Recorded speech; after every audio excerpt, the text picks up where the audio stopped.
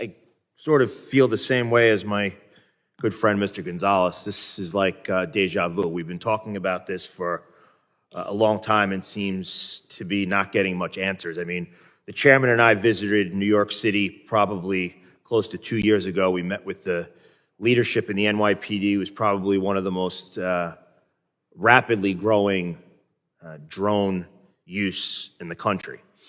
And my vision on jurisdiction of taking down drones may be different from others here.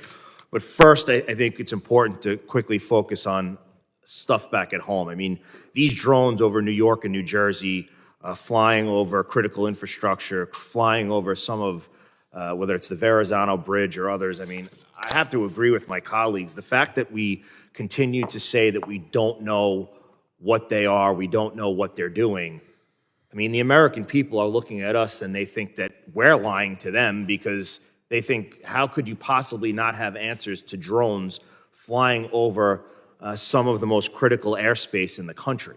So, I mean, if we're expecting the American people to believe in the information that we're giving them, I think we do need to do better. And that's none of your fault. I mean, the fact that there's only $500,000 in drone expenditures appropriations. I mean, that's absolutely insane, and I hope that it's something that my colleagues work on. But as many has already pointed out, drones continue to rapidly advance and become more readily available.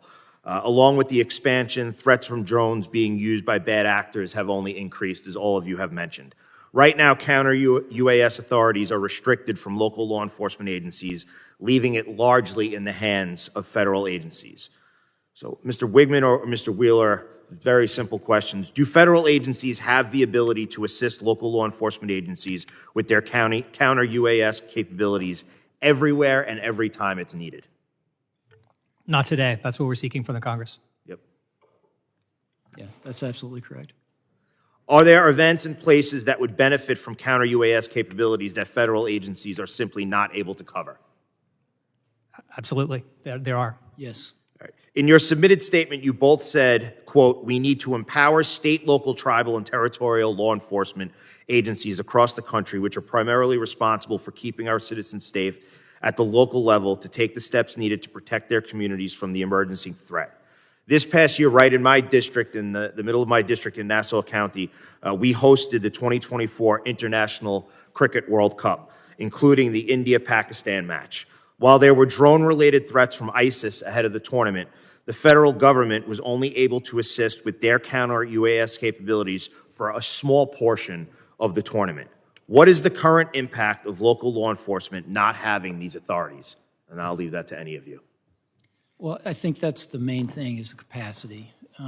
We need more capacity to be able to do the mission, and we strongly support state and local jurisdictions having that capacity and the authority and the ability to help. Right. And I think I'm sorry, Mr. Woodman, I didn't mean to interrupt. No, that's right. And just to answer your question also, Mr. Congressman Gonzalez as well, I mean, I think all of us on the panel share your view that we need to do more and more resources. If we do get the authorities, we will certainly need more resources. Right. Even if state and locals are doing it, that will require training and additional work and approval on our end. So more resources, more authorities, those are all things that we would support.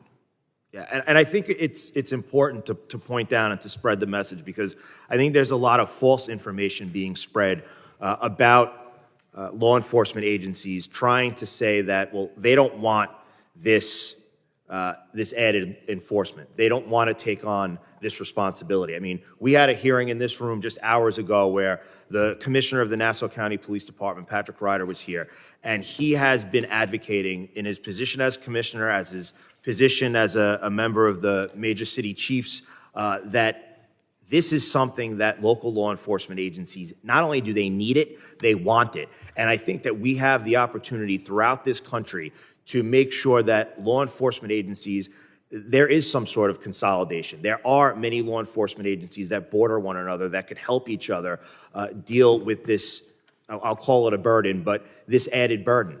But they're willing to do it.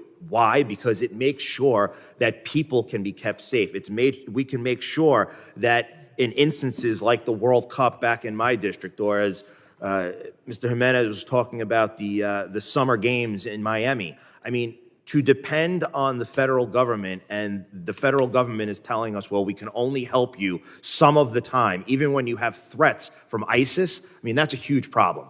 And it's one that we need to address not only here today, but moving forward. And Mr. Chairman, my time has expired, but thank you for continuing to bring this to light.